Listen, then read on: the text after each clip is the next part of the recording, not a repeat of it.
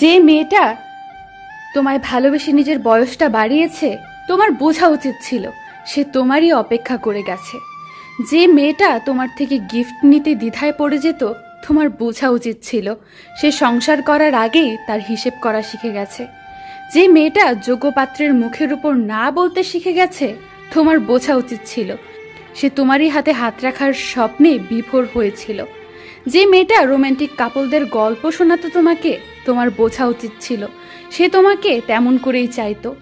যে মেয়েটা তার সকল সিদ্ধান্তে তোমার কথার ভরসা পেত, তোমার বোঝা উচিত ছিল সে তোমাকে বিশ্বস্ত ভাবে।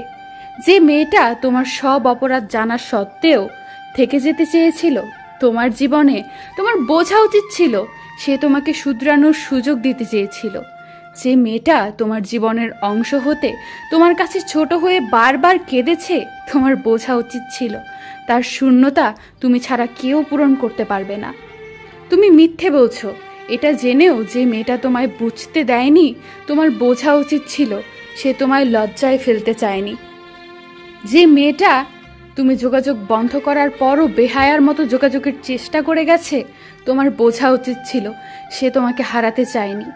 যে মেয়েটা তোমার অবহেলাকে ব্যস্ততা ভেবে শাসন করবার প্রয়োজন মনে করেনি, তোমার বোঝা উচিত ছিল সে তোমাকে পরাধীনতায় বাঁধতে চায়নি। যে মেয়েটা তোমাকে ছেড়ে যাবার বেলায় জোর করেনি, শুধু তোমার অভিযোগে কান্না করে গিয়েছিল, তোমার বোঝা উচিত ছিল কতটা ভালোবাসলে এতটা কান্না করে মানুষ।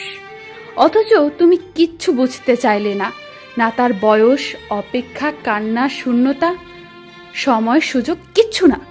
তুমি কেবল অবহেলায় তাকে ঠকিয়েই গেলে, ভুল ব্যাখ্যা করে ব্লেম দিয়ে গেলে, আর মেয়েটা কি না সব মাথা বেঁধে নিল।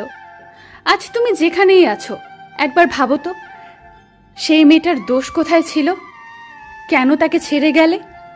যদি এসব প্রশ্নের উত্তর মেলাতে তোমার আজও বিভ্রান্তিতে পড়তে হয়, তবে মনে রেখো তোমার ভালো থাকার কোনোদিন হবে না। আর যদি তাকে অবসরে, ব্যস্ততায়, প্রয়োজনে কোথাও মনেই না পড়ে তোমার, তবে ভালো থাকার অভিনয় করে যাও।